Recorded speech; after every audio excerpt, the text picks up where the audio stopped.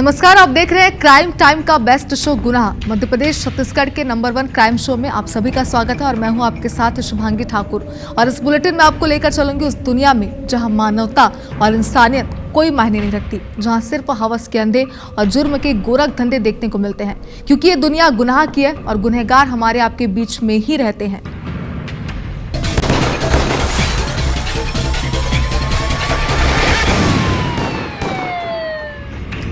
तो बुलेटिन की शुरुआत में जो स्टोरी हम आपको बताने जा रहे हैं और दिखाने जा रहे हैं, उस स्टोरी को समझने से पहले आपको उसके किरदारों को समझना बेहद जरूरी है। तो पहले उन किरदारों पर एक नजर डालते हैं जिनकी जिंदगी और मौत से ये कहानी पनपी है।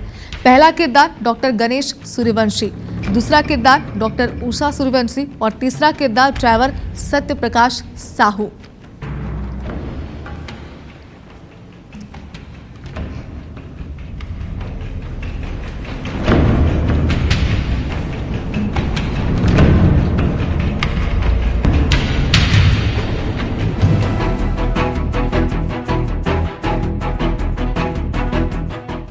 8 साल पहले हुआ हत्याकांड, 9 एसपी बदले, अब उठा पर्दा।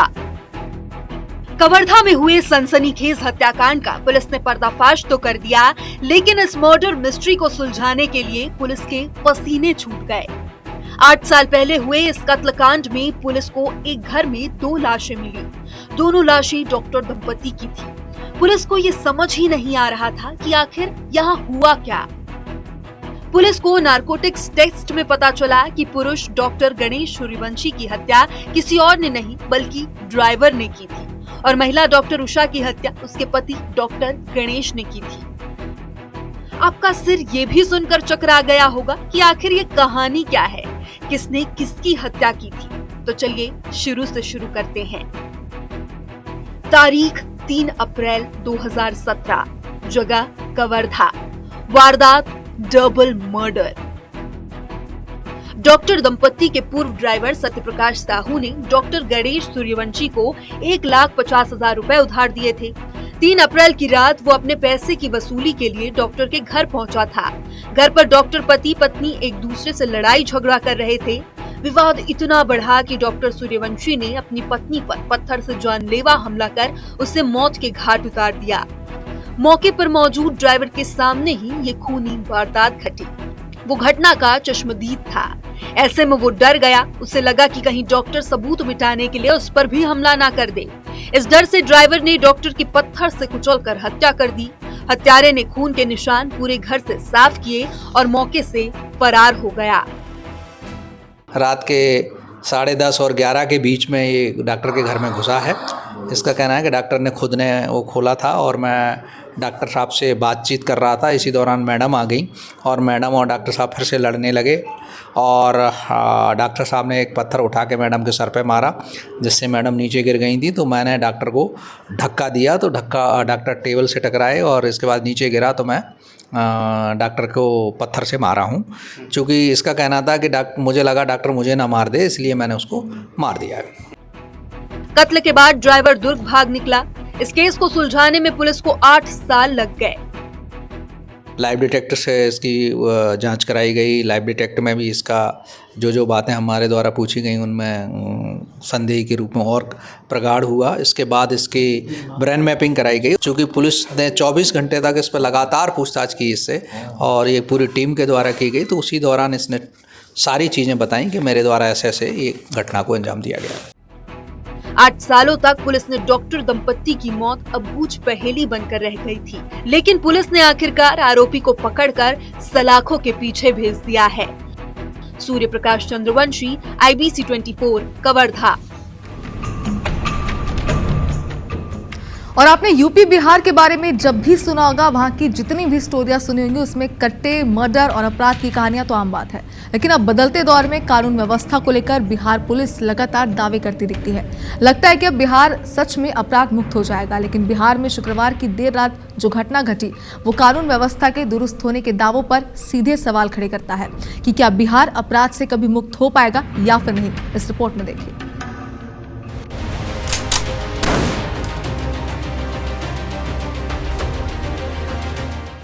इस फुटेज को जरा गौर से देखिए। किस तरह ये बाइक सवार बाइक में बैठकर किसी के आने का इंतजार करते हैं और जैसे ही गेट के सामने कार आकर रुकती है, ये बाइक सवार आते हैं और गोलियों की बौछार कर देते हैं।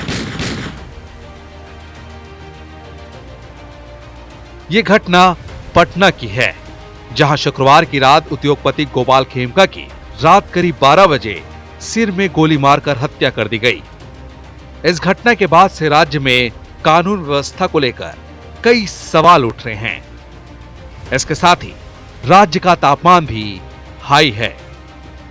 बड़ा सवाल यह है कि 7 साल पहले उद्योगपति के बेटे की भी हत्या हुई थी। आखिर बेटे की हत्या के बाद पिता का मर्डर, कहीं इसमें कोई कनेक्शन तो नहीं? इस तरह के सभी सवालों के जवाब तलाशेंगे, एक एक कर तफ्तीश के सभी पन्ने पलटेंगे।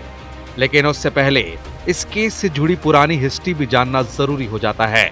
पहले ये जानते हैं कि बिजनेसमैन गोपाल खेमका के बेटे की हत्या कब और किसने की थी। आपको बता दें कि साल 2018 में गोपाल खेमका के बेटे गुंजन खेमका की हाजीपुर इंडस्ट्रियल एरिया में हत्या कर दी गई थी। गुंजन के ऊपर बाइक सवार अपराधी ने ही गोली चलाई थी।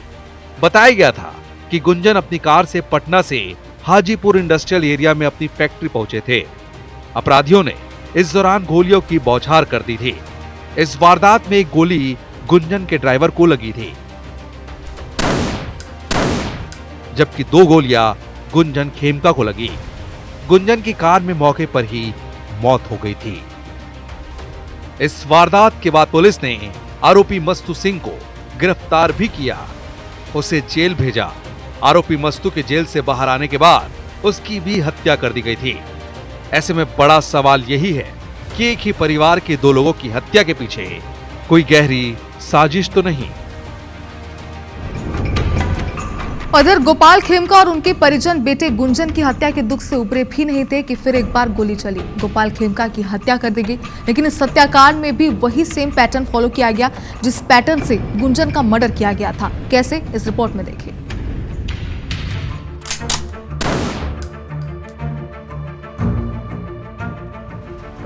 गुंजन खेमका की हत्या और फिर ठीक 7 साल बाद गोपाल खेमका का मर्डर बिहार में बढ़ते अपराध पर सवाल खड़े करती है। गुंजन खेमका मर्डर की कहानी आपने सुनी, अब आपको ये भी बताते हैं कि आखिर गोपाल खेमका की हत्या कैसे की गई। शुक्रवार रात गोपाल खेमका के मर्डर की एक घटना गांधी मैदान थाना क्षेत्र के राम गुलाम चौक के पास हुई। खेमका बाकीपुर क्लब से घर लौटे थे। उन्हें गोली मारे जाने के बाद मेडिवर्सल अस्पताल ले जाया गया, जहां डॉक्टरों ने उन्हें मृत घोषित कर दिया। मौके पर थाने की पुलिस समेत तमाम वरिष्ठ अधिकारी भी वहां पहुंचे। आरोप है कि घटनास्थल से पुलिस थाना महज 300 मीटर दूर है। इसके बाद भी पुलिस को मौके पर पहुंचने में काफी समय लगा। थाने के पास ऐसी वारदात होना भी बड़े सवाल खड़े करती है। पुलिस वाले जगह जगह आम पब्लिक को परेशान करते हैं। गुंडों के पीछे इनको कोई मतलब नहीं है। आम पब्लिक क्या लेके जा रहा है उसका झोला चेक करने के लिए इनके पास टाइम है, उनकी डिक्की खुलवा करके चेक करने का टाइम है, लेकिन क्रिमिनल्स को पकड़ने का या यहाँ की कानून व्यवस्था को संभालने का कोई इनको लेना देना नहीं है। अब आपको गोपाल खेमका के बारे में बताते हैं। गोपाल खेमका बिहार के एक बड़े बिजनेसमैन हैं। कतर का निवास की 4थी मंजिल पर उनका घर है। पेट्रोल पंप, फैक्ट्री और अस्पताल का उनका कारोबार है। खेमका के पास MBBS की डिग्री भी थी। वे बाकीपुर क्लब के पूर्व सचिव भी थे। इधर पुलिस ने इस पूरे मामले की तफ्तीश शुरू कर दी। मौके से हर एक साक्ष्य जुटाए गए। गाड़ी के अंदर खून के धब्बे और बाहर पड़ी गोली का खोखा भी बरामद किया गया। पुलिस ने जब वहां मौजूद लोगों से पूछताछ की तो घर में ड्यूटी पर तैनात गार्ड ने पूरी घटना बताई। गार्ड ने बताया कि मैंने गोपाल खेमका की कार को आते देखा, फिर मैं अपने कुर्सी से उठा। उन्होंने हॉर्न बजाया, मैं गेट की तरफ बढ़ा। मुझे गोलियों की आवाज सुनाई दी। मैं गेट पर पहुंचा तो वो खून से लथपथ पड़े थे, लेकिन उनकी सांसें चल रही थी। उन्हें तुरंत अस्पताल ले जाया गया और पुलिस रात 2:30 बजे के बाद आई। अपार्टमेंट के सामने जो बिजनेसमैन है गोपाल खेमका जी, उनको चोट लगने से गोली लगने से मृत्यु हो गई है। इस सीन को सिक्योर किया गया है और बाकी की जांच पड़ताल की जा रही है। कैमरा से इत्यादि खंगाले जा रहे हैं और बाकी की कार्रवाई आगे की जाएगी। इस पूरे घटनाक्रम में सबसे बड़ा सवाल पुलिस पर खड़ा होता है कि आखिर पुलिस इतने लेट मौके पर कैसे पहुंची। क्या इस हत्या के पीछे कोई बड़ा राज छिपा है?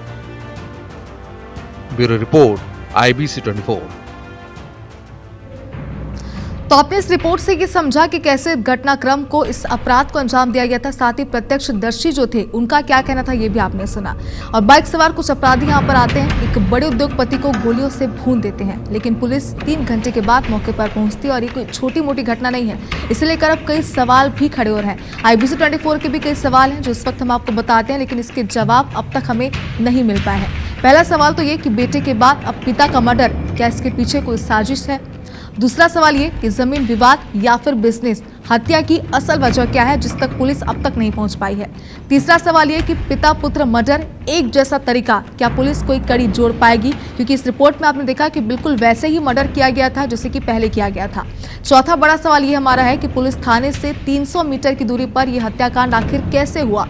पांचवा बड़ा सवाल, पुलिस मौके पर देर से आखिर क्यों पहुंची? क्योंकि देखिए इसके पहले रिपोर्ट में हमने आपको बताया कि पुलिस मौके पर यानी कि इस घटनाक्रम के बाद 3 घंटे देरी से पहुंची थी। ये भी एक बड़ा सवाल है। आगे बढ़ते हैं, कुछ और खबरें देखते हैं।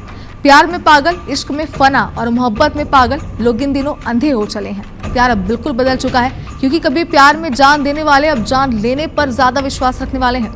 इस वक्त जो ट्रेंड चल रहा है वो यही कहता है। सोनम, मुस्कान और पूजा की तरह ही यूपी के संभल में भी एक बेवफा पत्नी ने अपने पति को मारने की कोशिश की, और एक बार नहीं 4 बार। और सिर्फ इतना ही नहीं, उसने अपने बच्चों को भी नहीं बख्शा। क्या है इस गुनाह की इनसाइड स्टोरी, इस रिपोर्ट में देखिए।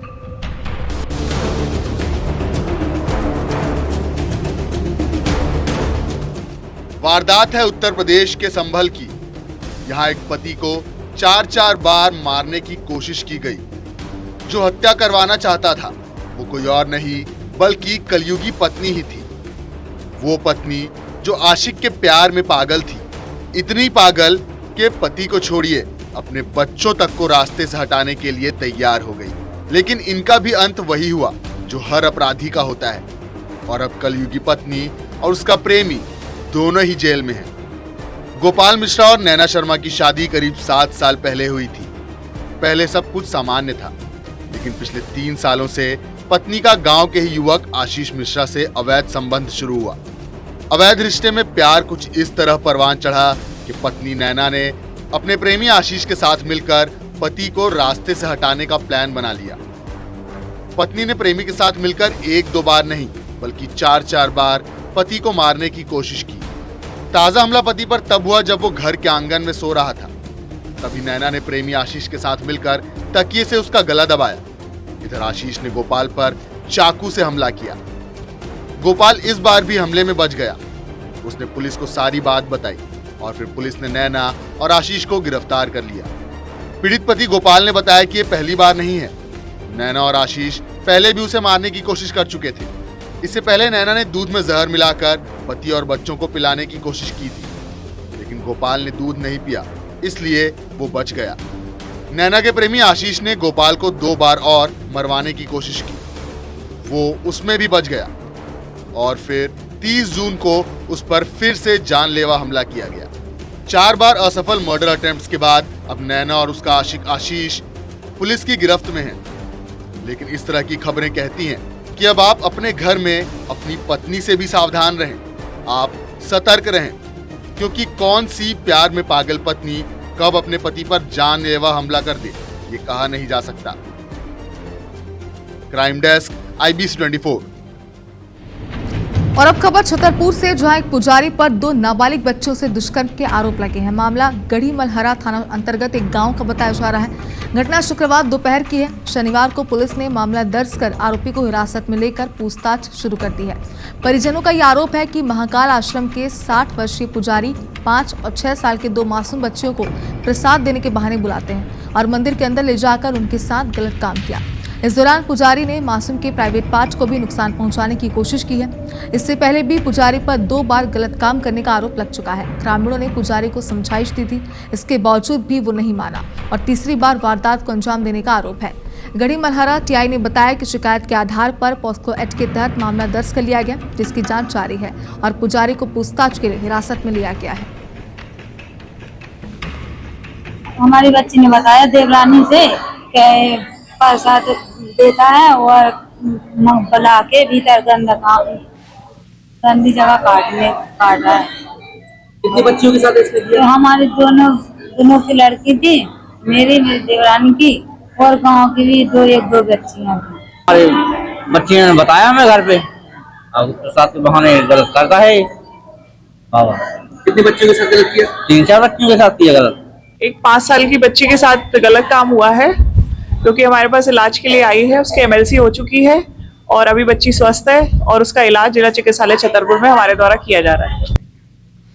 और रीवा की बात करते हैं, जहां साइबर ठगों की ब्लैकमेलिंग से परेशान एक बुजुर्ग ने खुद को गोली मारकर सुसाइड कर लिया। उन्होंने दोस्तों से उधार पैसे लेकर ठगी के खाते में, यानी कि जो ठग थे उनके खाते में रुपए ट्रांसफर किए। इसके बाद भी वो व्हाट्सएप कॉल पर और रुपयों की डिमांड कर रहे थे। बुजुर्ग की पहचान सरोज दुबे के रूप में हुई। वह पत्नी के साथ अपने पुश्तैनी मकान में रह रहे थे। सूचना मिलने पर पुलिस और फॉरेंसिक टीम भी घटनास्थल पर पहुंची। परिजनों का ये कहना है कि सरोज दुबे साइबर ठगी के जाल में फंस चुके थे। उन्होंने अपने मित्र और कुछ रिश्तेदारों से करीब 37,000 रुपये उधार लेकर यह रकम अपने मोबाइल नंबर में से ठगों के मोबाइल नंबर पर ट्रांसफर की थी। इसके बाद भी धमकियों का सिलसिला नहीं रुका। कोई उनसे पैसा मांग रहा था, वो जानते नहीं थे, मैं भी नहीं जानती थी। वो पैसा हमेशा उनको 3 दिन से दे रहे थे, उनको पकड़े। हमारे साथ तो सब चला हो गया और किसी के साथ घटना ना। हम यही चाहते हैं उनको पकड़ा जाए और जो मेरा पैसा गया है दिला दे। परसों आए थे, पैसा मांगे हमसे 1000 रुपये। बोले अपने मोबाइल से 7100 रुपये डाल दो और हमको इतना अमाउंट मिल रहा है। तो मैंने समझाया कि आप मेरे साथ कोतवाली चलो, ये फर्जी है। तो गए हो गया ऐसे, मतलब देखने तो दरवाज़ा खुला था, इन्हें ध्यान दी तो उसमें ताला नहीं लगा था। तो मैंने दरवाज़ा खोल के देखा तो गोली मार ली थी। सूचना दी गई कि उनके पति द्वारा जो है 12 बोर की बंदूक से खुद को गोली मार के आत्महत्या कर ली है। उनके परिजनों से स्टेटमेंट लिए जा रहे हैं और स्टेटमेंट के बाद इसमें जो भी दोषी रहेगा उसके विरुद्ध कड़ी से कड़ी कार्रवाई की। और दुर्ग जिले में एक बार फिर डिजिटल अरेस्ट का एक मामला सामने आया है। इस बार साइबर फ्रॉड ने न्यू आदर्श नगर निवासी बुजुर्ग महिला को अपने जाल में फंसाया। फ्रॉड ने मुंबई से फोन कर खुद को CBI का अधिकारी बताया और बुजुर्ग महिला को हवाला का डर दिखाया। इतने में बुजुर्ग महिला ने फ्रॉड के खाते में आधार नंबर के जरिए 6 करोड़ 80 लाख रुपए जमा कर दिए। कुछ देर बाद वीडियो कॉल कर वर्दीधारी व्यक्ति से बात कराई गई। गिरफ्तारी की डर से बुजुर्ग महिला ने 22 लाख ट्रांसफर कर दिए। इसके बाद दूसरे दिन फिर रुपए की मांग की, तब उन्हें ठगी का एहसास हुआ। फिर पीड़ित ने पद्मनाभपुर थाने में शिकायत दर्ज कराई। फिलहाल पुलिस मामले की जांच में जुट गई है। वीडियो कॉल आया, उसने ये बताया कि मैं CBI से बोल रहा हूँ और आपके खाते में लगभग 6 करोड़ रुपए हवाला से आया है। महिला का पूरा डिटेल्स लिया, आधार कार्ड, पैन कार्ड और इसमें, और उसमें से लगभग 22 लाख रुपया का डिजिटल अरेस्ट हुआ है। डिटेल्स निकालेंगे और पार्टी भेजेंगे, उसके बाद फिर कार्रवाई होगा। और नर्मदापुरम में जेंडर चेंज मामले में एक नया अपडेट सामने आया। शनिवार को कोतवाली पुलिस फरियादी को घटनास्थल लेकर पहुंची और यहां हर एंगल से जांच की गई। फरियादी ने दूसरी मंजिल पर बने रूम नंबर 316 और 314 को घटनास्थल बताया, जहां उसके साथ दुष्कर्म हुआ था। इस दौरान पुलिस ने होटल के रिसेप्शनिस्ट और होटल मालिक से बात की और जानकारी ली। साथ ही पुलिस ने आरोपी की तलाश के लिए उसके घर पहुंचकर जांच की है। IBC 24 की टीम पहुंच चुकी है। अब उस होटल में, जिस होटल में वारदात हुई थी और उस घटना का अंजाम दिया था आरोपी ने, अभी कुछ ही देर पहले पुलिस भी यहाँ पर आई थी। पुलिस ने फरियादी को लेकर आई थी और फरियादी ने एक एक बिंदु बताया कि वो किस प्रकार से होटल में बुकिंग कराता था और इसके कमरे नंबर किस कमरे में लेकर जाता था। हम आपको बता दें कि GNP होटल का नाम बता रहे थे, यानी GNP Geeta marriage palace hotel है, जिसमें इन्होंने बुक करा था। हालांकि होटल मालिक से भी हमारी चर्चा हुई, उन्होंने बताया कि बाकायदा जो आधार कार्ड लेते हैं हम और जो पूरी जानकारी हो उसके बाद ही किसी को यहाँ पर एंट्री करने थे। यहीं से एंट्री होती है होटल में अंदर, और ऊपर जो सेकंड फ्लोर है वहाँ पर 316 और 314 नंबर कमरा, फरियादी ने पुलिस को बताया है कि जिसके कमरे में घटना को अंजाम आरोपी ने दिया है, और पुलिस लगातार एक एक बिंदु और एक एक प्लेस पर जाकर फरियादी को साथ लेकर बात कर रही है किस प्रकार से आरोपी जो शोभम है उसने अनाचार का कार्य फरियादी के साथ किया। Atul Tiwari, IBC 24 news channel, Narmadapuram. और अब बात न्यूयॉर्क में हुए एक ऐसे कत्लकांड की जो हुआ तो 2020 में था, लेकिन उसकी चर्चा इस वक्त हर जगह हो रही है। न्यूयॉर्क शहर में साल 2020 में उस दिन एक के बाद एक 5 हत्या हुई, लेकिन उनमें से एक ऐसा कत्ल भी था जिसने न सिर्फ पुलिस बल्कि न्यूयॉर्क को हिला कर रख दिया। इस रिपोर्ट में देखिए।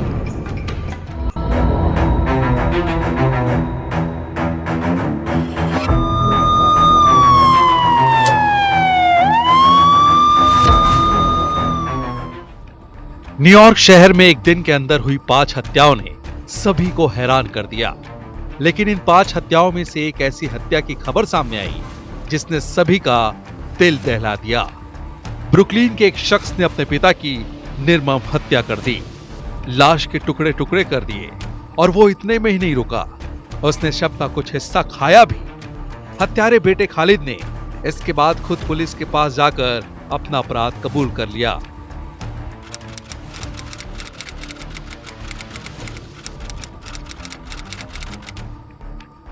संदिग्ध 26 वर्षीय खालिद अहमद टाइगर हाइट्स में एक बैगेल की दुकान में पहुंचा, जहां 2 पुलिस वाले पहले से ही मौजूद थे, और वहां उसने पुलिस को बताया कि उसने अपने पिता की हत्या कर दी है।